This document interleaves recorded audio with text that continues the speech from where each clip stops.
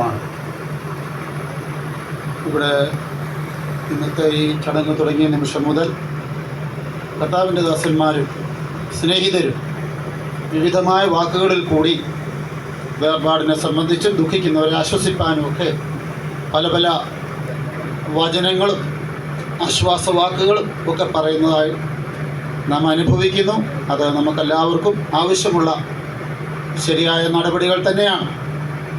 നമ്മളൊരു വലിയ ഓട്ടത്തിലാണ് നമുക്കെല്ലാവരുടെയും ജീവിതം ദൈവമേൽപ്പിച്ചിരിക്കുന്നത്. നമുക്കറിയാം, നാം എപ്പോൾ ജനിക്കുന്നുവോ അപ്പോൾ മുതൽ 80, 100, 50, 75 എത്ര വയസ്സായാലും ആ അവസാനം വെച്ചിരിക്കുന്ന ആ ദിവസത്തേക്ക് നമ്മളെല്ലാം ഒരു ഓട്ടം ഓടിക്കൊണ്ടിരിക്കുകയാണ്. ദാവീദ് തിരുവെഴുത്തിൽ ഇപ്രകാരം പറയുന്നുണ്ട്: ഞാൻ സകല മനുഷ്യരുടെയും വഴിയായി അഥവാ മരണവാതിലിൽ കൂടി പോകുന്നു എന്ന മരണത്തിന് മുമ്പ് ഒരു ഏറ്റുപറച്ചിലുണ്ട്.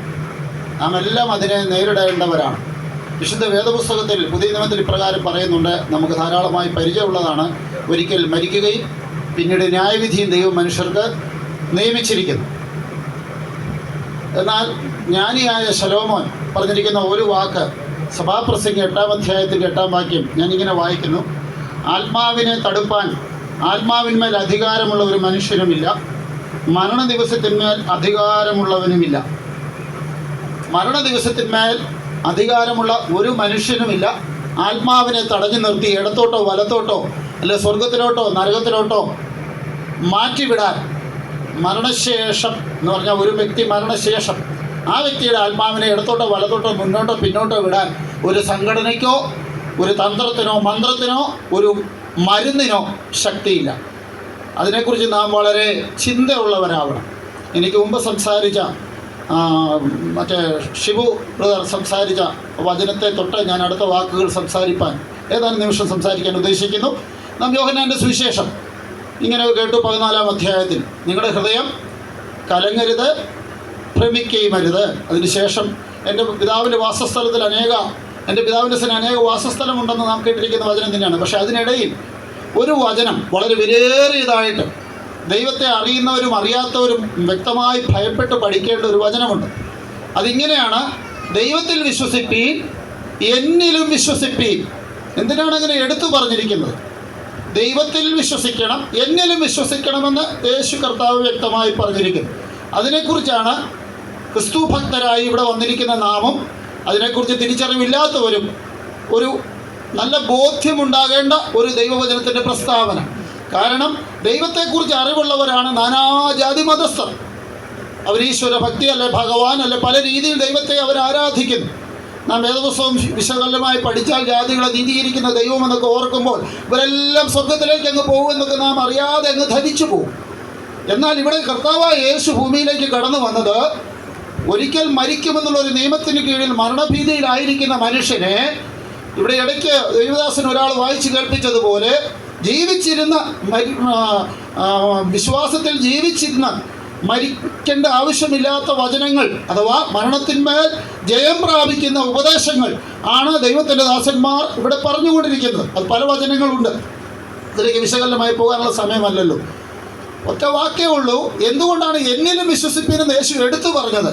അഥവാ പൊതു സഭാബന്ധത്തിലല്ലാതെ മതങ്ങളുടെ പഠനത്തിൽ പലരും യേശുക്രിസ്തുവിനെ ശരിയായ രീതിയിൽ വിശ്വസിച്ച് രക്ഷിതാവായി സ്വീകരിക്കാത്തതും ഭക്തിമാർഗം വിശ്വാസമാർഗം ഏറ്റെടുക്കാത്തതുമായ കാരണം ദൈവത്തിന് മരണമില്ല. അക്ഷരീയമായത് ശരിയാണ്. ആ ചിന്തയും കൊണ്ടിരുന്ന് കർത്താവായ യേശുവിനെ രക്ഷിതാവും കർത്താവുമായി ഹൃദയപൂർവ്വം വിശ്വസിച്ച് ദൈവം പറഞ്ഞിരിക്കുന്ന വിശുദ്ധിയുടെ വഴി ഏറ്റെടുക്കാത്തവരൊക്കെ വേദപുസ്തക പ്രകാരം അറിയാതെ ചതിക്കപ്പെടുകയാണെന്നുള്ള ഒരു പ്രബോധനം ഞാൻ ഈ സമയത്ത് നിങ്ങളുടെ മുന്നിൽ ദൈവത്തിൻ്റെ ആത്മാവിൻ്റെ പ്രേരണയാലോ ജ്ഞാനത്താലോ നിങ്ങളെ അറിയിക്കുന്നു. കാരണം നമ്മളോട് കർത്താവായ യേശു പറഞ്ഞിരിക്കുന്നത്, യേശു ക്രിസ്തു മരിക്കുകയും ഉയർക്കുകയും ചെയ്തിട്ട് ഞാൻ പോയിട്ട് വീണ്ടും വരുമെന്ന് പറഞ്ഞ ഒരു വ്യക്തമായ പദ്ധതി നമ്മുടെ മുന്നിൽ വെച്ചിരിക്കുമ്പോൾ നമുക്കൊക്കെയും ഒരു മരണമുണ്ടെന്നും ക്രിസ്തുവിൽ ജനിച്ചാൽ ക്രിസ്തുവിൽ മരിച്ചാൽ നാമൊക്കെയും യേശു ക്രിസ്തുവിനോട് കൂടെ മരണത്തിന് അനുരൂപപ്പെട്ടാൽ നമുക്കും ഒരു ഉയർപ്പുണ്ടെന്നും യേശു മരിച്ചതിന് ശേഷം ഉയർത്തെഴുന്നേറ്റ് സ്വർഗത്തിൽ പോയി തനിക്കായി കാത്തിരിക്കുന്നവരെ വീണ്ടെടുപ്പാൻ, രക്ഷിപ്പാൻ, സന്തോഷ ദേശത്തേക്ക്, മനോഹര ദേശത്തേക്ക് കൊണ്ടുപോകാൻ വരുമ്പോൾ നമുക്കും വിലയേറിയ പ്രതിഫലങ്ങളും സന്തോഷങ്ങളും ആനന്ദങ്ങളും ഉണ്ടെന്ന് ഉറപ്പ് പറഞ്ഞിരിക്കുമ്പോൾ ദൈവത്തിൽ വിശ്വസിക്കുന്നവർ ദൈവത്തിൽ മാത്രമല്ല ദൈവപുത്രനായ യേശുവിൽ വ്യക്തിപരമായി വിശ്വസിച്ച് യേശുവിനെ സ്വന്തം രക്ഷിതാവും കർത്താവുമായി സ്വീകരിക്കേണ്ടതിൻ്റെ ആവശ്യകത, യേശു നമുക്ക് വേണ്ടി നമ്മളെപ്പോലെ മുൻകൂട്ടി മരിച്ചു എന്നുള്ള ഒരു യാഥാർത്ഥ്യം മനസ്സിലാക്കാനാണ് ആ വചനം അങ്ങനെ പറഞ്ഞിരിക്കുന്നത്. അതുകൊണ്ട് ദൈവത്തിൽ വിശ്വസിക്കുന്ന അനേകായിരം ജനം നമുക്ക് ചുറ്റുമുണ്ട്. ഈശ്വരനോ പല രീതിയിൽ പല മതങ്ങൾ പഠിപ്പിക്കുന്നു. പക്ഷേ ദൈവം അയച്ച ഒരേ ഒരു മനുഷ്യൻ, ഒരേ ഒരു പരിശുദ്ധൻ, ഒരേ ഒരു മധ്യസ്ഥൻ, മരണത്തെ ജയിച്ച ഒരേ ഒരുവനായ കർത്താവായ യേശു പറഞ്ഞു, ദൈവത്തിൽ വിശ്വസിച്ചാൽ മാത്രം പോരാ, എന്നിലും വിശ്വസിപ്പീൻ. എൻ്റെ പിതാവിൻ്റെ സന്നിധിയിൽ, അതെ, ദൈവത്തിന് ഒരേ ഒരു പുത്രനേ ഉള്ളൂ. ദൈവത്തിൻ്റെ സന്നിധിയിൽ, എൻ്റെ പിതാവിൻ്റെ സന്നിധിയിൽ അനേക വാസസ്ഥലങ്ങളുണ്ട്. എന്നിട്ട് പറയുകയാണ്, ഞാൻ നിങ്ങൾക്ക് സ്ഥലമൊരുക്കുവാൻ പോകുന്നു. അതാരാണ് നിങ്ങൾ? യേശുവിൽ വിശ്വസിച്ച് യേശുവിൻ്റെ സാക്ഷികളായവർ, യേശുവിൻ്റെ ശിഷ്യന്മാരായവർ, വീണ്ടെടുപ്പ് പ്രാപിപ്പാൻ വിശ്വാസത്തിൻ്റെ വചനം ഏറ്റെടുത്തവർ, അവർക്കായി കർത്താവ് സ്ഥലം ഒരുക്കുന്നുണ്ട്. എല്ലാവർക്കുമല്ല. അതാണ് മുമ്പ് സംസാരിച്ചപ്പോൾ നിത്യത എന്നൊരു വാക്ക് കേട്ടല്ലോ. നിത്യ ശിക്ഷാവിധിയുണ്ട്, നിത്യ നരകമുണ്ട്. അതുകൊണ്ട് നിത്യത എന്ന വാക്ക് മാത്രം നിൽക്കുകയല്ല. അടുത്ത വാക്കിലേക്ക് ഞാൻ വീണ്ടും നിങ്ങളെ കൈപിടിച്ച് വിശ്വാസത്തിൻ്റെ ഉയർപ്പ് കാണിക്കുന്നു. നാം നിത്യ സന്തോഷം പ്രാപിക്കണമെങ്കിൽ, നിത്യ സ്വർഗം പ്രാപിക്കണമെങ്കിൽ, നിത്യ സമാധാനം പ്രാപിക്കണമെങ്കിൽ, യേശു ഉപദേശിച്ച, അപ്പോസ്തലന്മാർ ഉപദേശിച്ച നിത്യജീവൻ മുറുകെ പിടിക്കണമെങ്കിൽ ദൈവത്തിൽ വിശ്വസിക്കുന്നത് പോലെ യേശുവിൽ വിശ്വസിക്കണം. സമയം കിട്ടാതെ ഒരു വാക്കൂടെ അതിൻ്റെ ഒരു വ്യാഖ്യാനം പറഞ്ഞോട്ടെ. വിശ്വസിക്കുന്നവരാണ് എല്ലാവരും. എന്നാൽ ഒരു നാണയത്തിൻ്റെ രണ്ട് വശം പോലെ വിശ്വാസത്തിന്, ആ നാണയത്തിന് ഒരു മറുവശം കൂടെ ഉണ്ട്. വിശ്വാസത്തിന് അനുസരണവും എന്നൊരു വാക്കുകൂടെയുണ്ട്. അതാണ് പുതിയ നിയമസഭയുടെ മർമ്മം. യോഹന്നാന്റെ സുവിശേഷം 3-36 വാക്യത്തിൽ ഇങ്ങനെ പറയുന്നു, പുത്രനിൽ വിശ്വസിക്കുന്നവന് നിത്യജീവനുണ്ട്. അതെല്ലാവരും ഏറ്റെടുക്കുന്നുണ്ട്. അടുത്ത വാക്കൂടെ ഓർത്ത് പഠിച്ചോണമേ.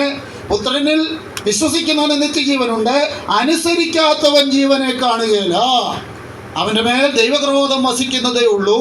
അപ്പൊ വിശ്വാസത്തിൻ്റെ, യേശുക്രിസ്തുവിലുള്ള വിശ്വാസത്തിൻ്റെ നാണയത്തിൽ രണ്ട് വശമുണ്ട്. ഒന്ന് വിശ്വാസം ഏറ്റുപറയണം, മറ്റൊന്ന് അനുസരിക്കണം. അതാണ് യേശു സ്നാനപ്പെട്ടപ്പോൾ പറഞ്ഞത്, സകല നീതി നിവർത്തിക്കുന്നത് നമുക്ക് ഉചിതം. അത് വിശ്വാസത്തിൻ്റെ അനുസരണം നമുക്ക് ആവശ്യമാണ്. റോമാലേഖനത്തിൽ പൗലോസ് അത് പറഞ്ഞിട്ടുണ്ട്, ജാതികൾക്ക് വിശ്വാസത്തിന് അനുസരണം വരുത്തുവാനാണ് കൃപയും അപ്പോസ്തലത്വവും ദൈവം വെളിപ്പെടുത്തിയെന്ന്. അതിനായി ദൈവം നമ്മളെ ഒരുക്കട്ടെ. ദൈവത്തിൽ വിശ്വസിക്കുന്നത് പോലെ യേശുവിൽ വിശ്വസിച്ച് ദൈവസന്നിധിയിലെ സന്തോഷം പ്രാപിപ്പാൻ ഈ മാതാവ് ഏറ്റെടുത്തതും അതുപോലത്തെ ഒരു വിശ്വാസമാണ്. ഒരു സാധാ വിശ്വാസമല്ല, അല്പം വിലയേറിയ വിശ്വാസം. സുറഫിക്കക്കാർ സ്ത്രീയെ പോലെ വിലയേറിയ വിശ്വാസം ഏറ്റെടുത്ത ഒരു മാതാവാണെന്ന് മാതാവിനെ കുറിച്ച് എനിക്ക് അറിവുണ്ട്. അതിലേക്ക് നമുക്കും കടന്നു വരുവാൻ, ആ മാതൃക പിൻപറ്റുവാൻ യേശുവിൻ്റെ വചനമനുസരിച്ച് അതിപരിശുദ്ധ സ്വർഗത്തിൽ പ്രവേശിക്കത്തക്കവണ്ണം ദൈവം നമ്മെ വഴി നടത്തട്ടെ എന്ന് പ്രാർത്ഥിച്ച് ആശംസിച്ച് അവസരമൊരുക്കിയതിനായി ദൈവസന്നിധിയിൽ എല്ലാവർക്കും നന്ദി പറഞ്ഞ് ഞാൻ ഇരുന്നുകൊള്ളു.